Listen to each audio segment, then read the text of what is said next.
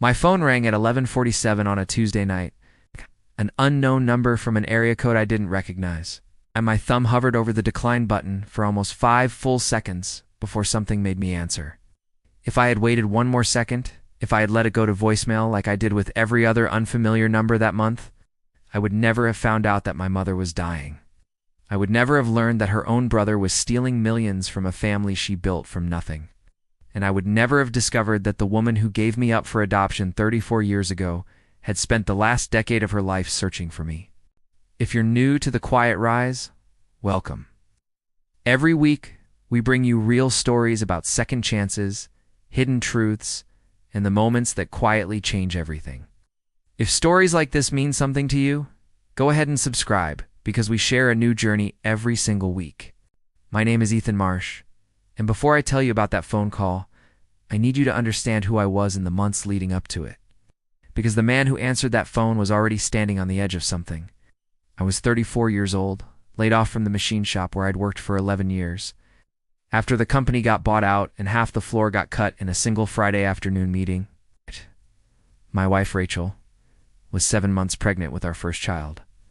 We were several weeks behind on the mortgage, and I had started avoiding my phone entirely because every unknown number felt like another collection agency, another polite stranger asking when I planned to catch up on payments I didn't have the money to make. That night, Rachel was already asleep, one hand resting on her stomach the way she always slept in those last months.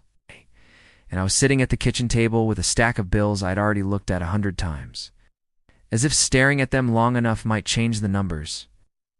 I remember the exact sound of the refrigerator humming in the dark kitchen, the way the streetlight outside cut a thin yellow line across the table, and the particular kind of exhaustion that comes from being scared about money for so long that your body just stays tense, even when nothing is actively happening.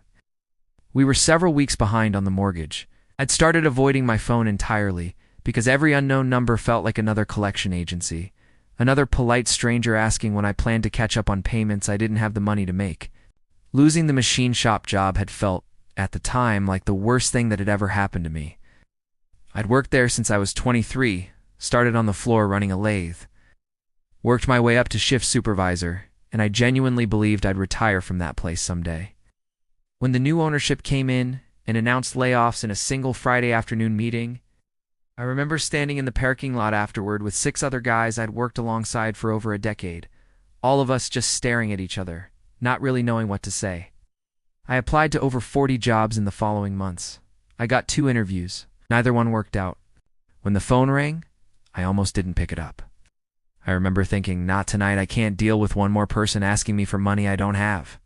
But something about the rhythm of it, the way it kept ringing instead of going through some automated system, made me answer. The voice on the other end was calm, professional, a woman who introduced herself as a case coordinator from Meridian Regional Hospital in Boston. She asked if she was speaking with Ethan Marsh, and when I said yes, she asked if I had a moment to talk about a patient named Diane Foster. I told her I'd never heard that name in my life. There was a pause on the line, and then she said something that made my stomach drop straight through the kitchen floor. She said Diane Foster believed she was my biological mother, and that she was in the final stages of pancreatic cancer, and that she had been trying to find me for years. I want to tell you that I handled that moment with grace. But the truth is, I sat there in silence for so long that the coordinator asked if I was still on the line. I was adopted as an infant. My parents, Carol and Jim Marsh, the 2 people who raised me, loved me, taught me how to ride a bike, and helped me study for my driver's test, had always been honest with me about the adoption, but the records were sealed. Every time I'd thought about searching for my birth parents over the years, life had gotten in the way, or fear had gotten in the way, or some quiet part of me had decided it wasn't worth digging up a past that might not want to be found. Now here was a stranger telling me that past had found me first, and that it was dying. I asked the coordinator how Diane had found me, and she said Diane would prefer to explain that herself if I was willing to visit. She gave me the name of the hospital, the room number, and said Diane didn't have much time, weeks at most, maybe less. I hung up the phone and sat in that kitchen for almost an hour, staring at the bills I'd been looking at before, except now they seemed to belong to a different life, a smaller problem than the one that had just landed in my lap. I woke Rachel up. I know I probably shouldn't have. 7 months pregnant, and finally getting real sleep for once, but I needed her. I sat on the edge of our bed and told her everything, and she did what she always does.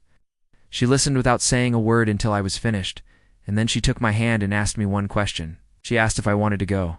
I didn't know the answer. Part of me wanted to protect myself, to stay in the safe, uncomplicated version of my life where my family was Carol and Jim and the baby on the way and nothing else. But another part of me, a part I didn't fully understand yet, felt like if I didn't go, I would spend the rest of my life wondering. We drove to Boston 2 days later. The hospital was the kind of place that smelled like antiseptic and old coffee. Long hallways with fluorescent lighting that made everyone look a little bit like a ghost. I found room for 12 and stood outside the door for almost 10 minutes before I could make myself knock.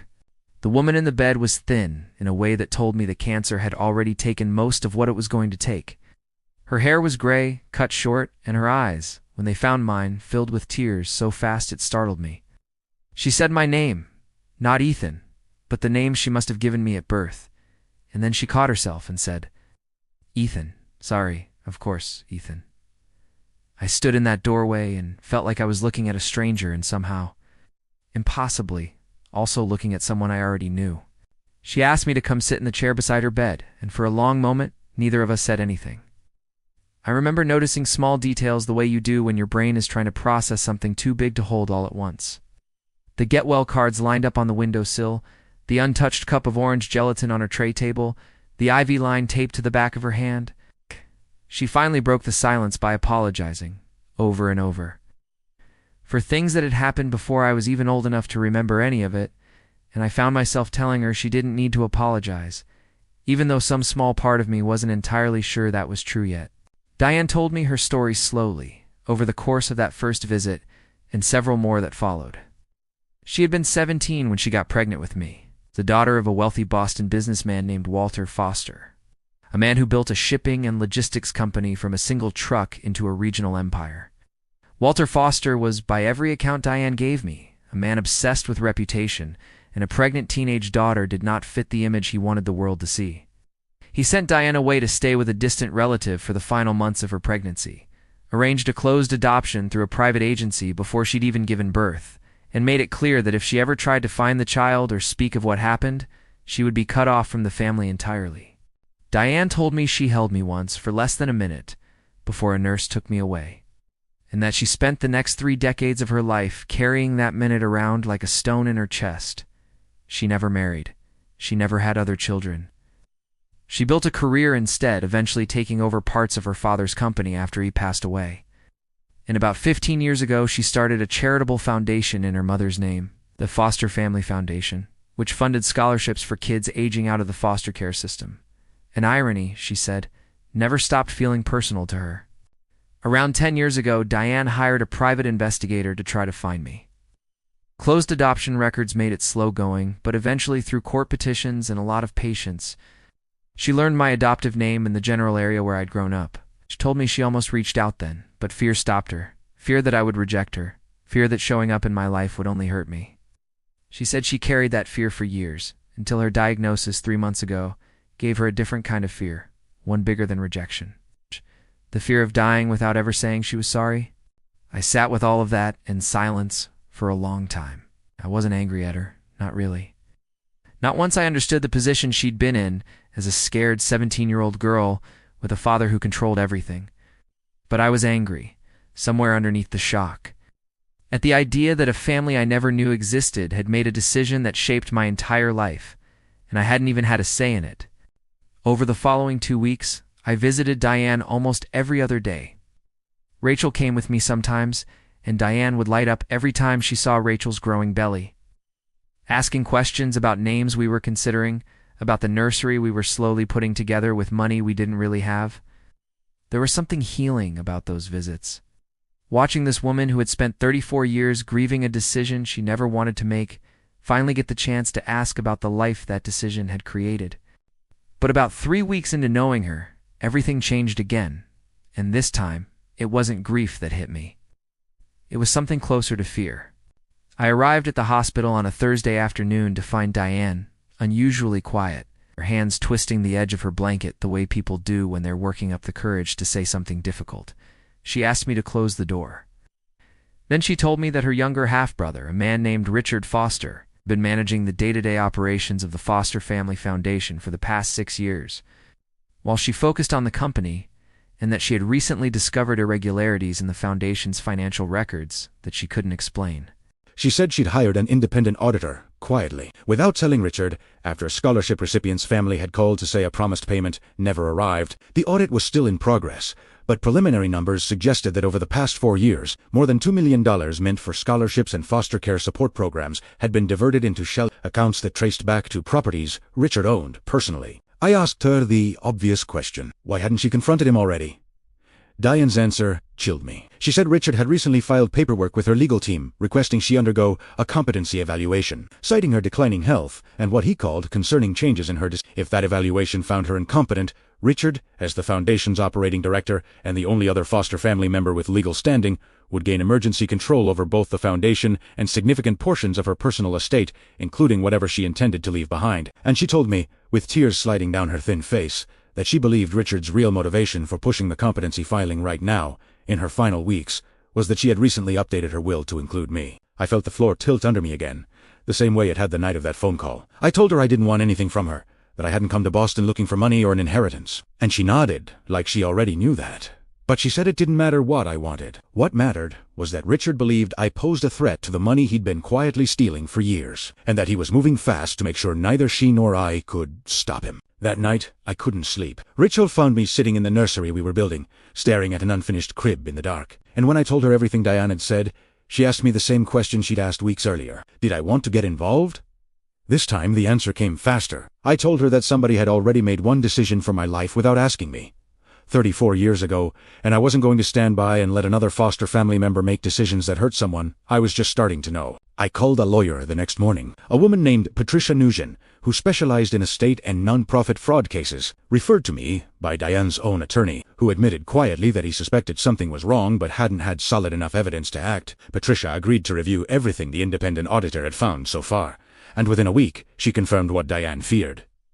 The shell accounts were real. The diverted funds were real. And the timing of Richard's competency filing, submitted just 11 days after Diane updated her will, was, in Patricia's words, not a coincidence anyone in a courtroom would ignore. But knowing the truth, and proving it in a way that would actually protect Diane's estate and stop the competency hearing, were two very different problems. Richard had spent 6 years building a paper trail that looked, on the surface, clean. He'd used a network of consulting fees and vendor contracts to move the money, all of it technically authorized by his signature as operating director, a role Diane herself had given him years earlier when she trusted him completely. Patricia told us we had less than 3 weeks before the competency hearing, and that we needed either a clear paper trail proving fraud, or credible testimony from someone inside the foundation who could confirm Richard's intentions. I spent those 3 weeks doing something I never expected to be doing, digging through years of non-profit financial filings at night after visiting Diane during the day, learning more about forensic accounting than I ever thought I'd need to know. The break came from a woman named Louise Okafor, the foundation's longtime bookkeeper,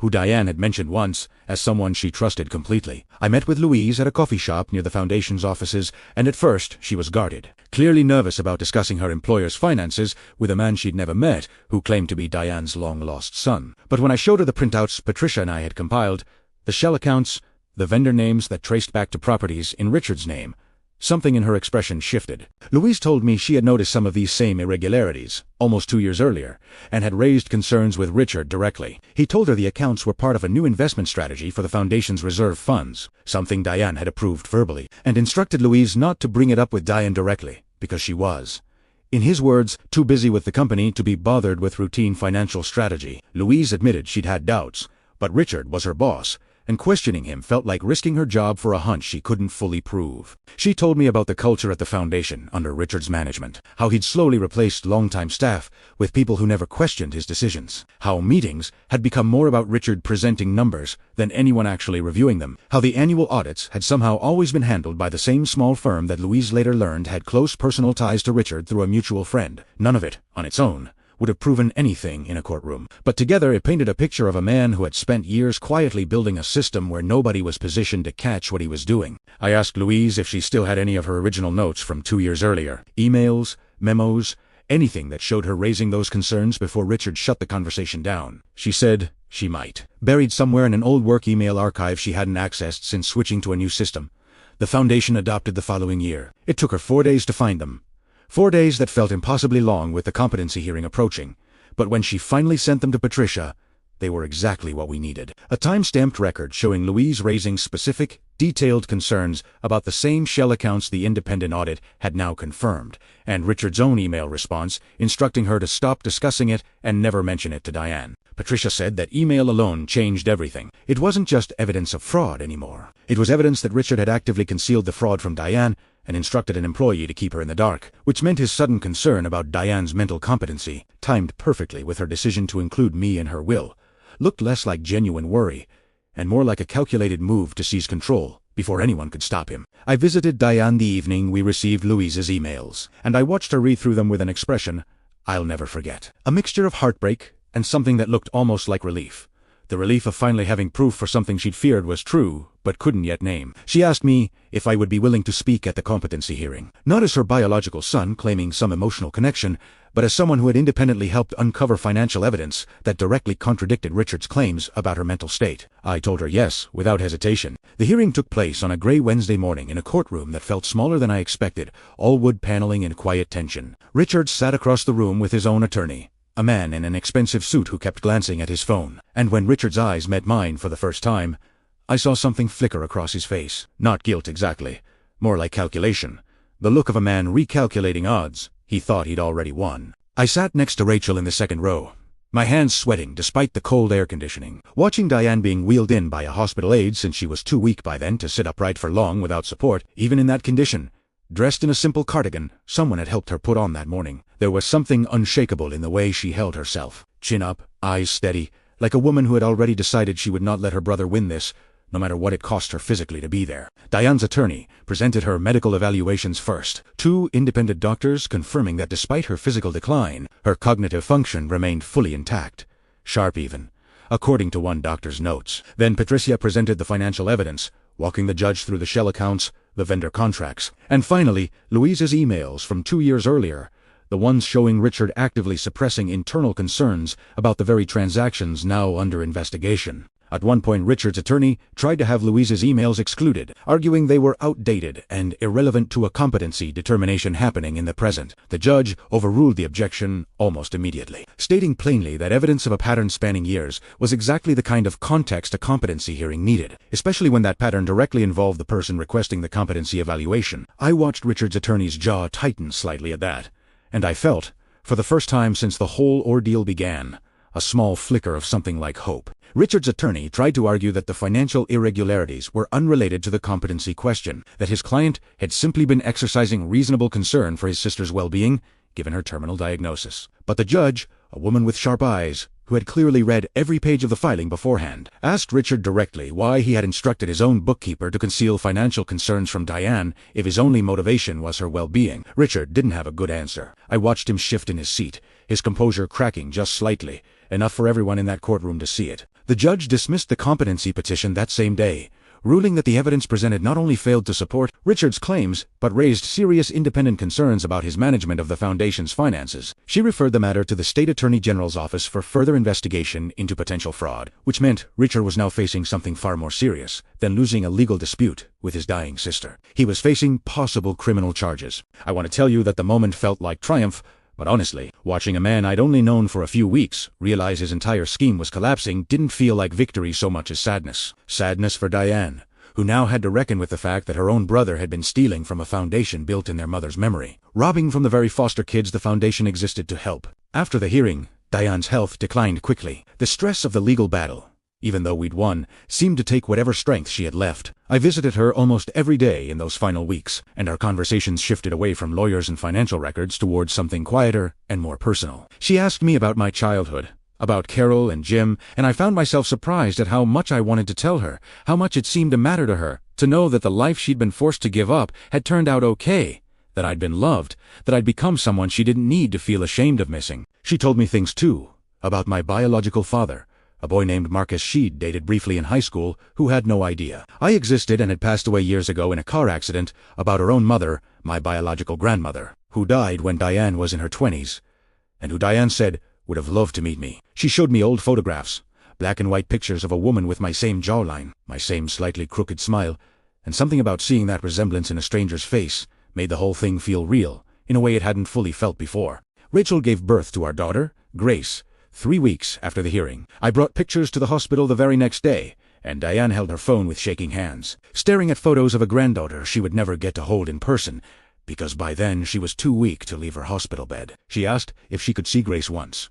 Just once. And Rachel and I brought our daughter to that hospital room 4 days later, wrapped in a blanket Carol had knitted years earlier for a grandchild she didn't yet know she'd have. I watched Diane hold my daughter for exactly the amount of time her strength allowed, maybe 2 minutes, her thin arms trembling slightly, tears running freely down her face, and she looked up at me and said something I'll carry with me for the rest of my life. She said, "I only got to hold you for a minute once, a long time ago, and I never thought I'd get another chance like this. Thank you for giving me one." Diane passed away 11 days later, with me sitting beside her bed, holding her hand. She had updated her will one final time in those last weeks, with Patricia's help, ensuring that the majority of her estate, along with full legal control of the Foster Family Foundation, would come to me, with clear instructions that the foundation continue its original mission of supporting foster children, the same mission she'd built in her mother's memory, the same mission her own brother had been quietly stealing from. In the months after Diane's death, the state's investigation into Richard moved forward. He eventually pleaded guilty to multiple counts of fraud and embezzlement, avoiding a lengthy trial in exchange for a reduced sentence that still included several years in prison and a court order requiring him to repay a significant portion of what he'd stolen, funds that went directly back into scholarship programs for kids in the foster system. I made the decision, with Rachel's full support, to step into a more active role at the Foster Family Foundation rather than simply inheriting its assets from a distance. I wasn't a nonprofit executive. I was a lad-off machinist with no experience running anything close to what Diane had built. But I hired good people. People like Louise, who I promoted to a leadership role she absolutely deserved. And slowly, month by month, I learned how to honor what Diane had spent her life building. Those first few months running the foundation were harder than I expected. I spent evenings after Rachel and Grace went to sleep reading through grant applications, budget reports, board meeting minutes, going back a decade, trying to understand not just the numbers, but the mission behind them, the actual kids whose lives depended on decisions being made by people who had never met them. I made mistakes early on. I approved a vendor contract that turned out to be overpriced because I didn't yet know how to properly evaluate those agreements. Louise caught it before any real damage was done, and instead of making me feel foolish about it, she sat with me for an entire afternoon, teaching me what to look for. The same patience she must have shown Diane years earlier when the foundation was still finding its footing. We used part of the recovered funds to launch a new program, specifically for young people aging out of foster care without family support. Something Diane had talked about wanting to expand before she got sick. We named it in her memory and at the launch event. Standing in front of a room full of teenagers who had grown up the way Diane herself had once feared I might grow up. Unwanted, unclaimed. I found myself thinking about that phone call again, the one I almost let go to voicemail. If I had ignored that call, if I had let it ring out the way I let so many other unknown numbers ring out that year, I would never have met Diane. I would never have learned the truth about where I came from, or been there to stop her own brother from stealing her legacy right out from under her in her final weeks. My daughter would have grown up without ever knowing that a woman on the other side of the country had spent 30 years, quietly grieving the day she was forced to give her up. I think about that a lot now. How close I came to missing all of it, because I was tired, and scared, and convinced that one more unknown number couldn't possibly bring anything good into a life that already felt like it was falling apart.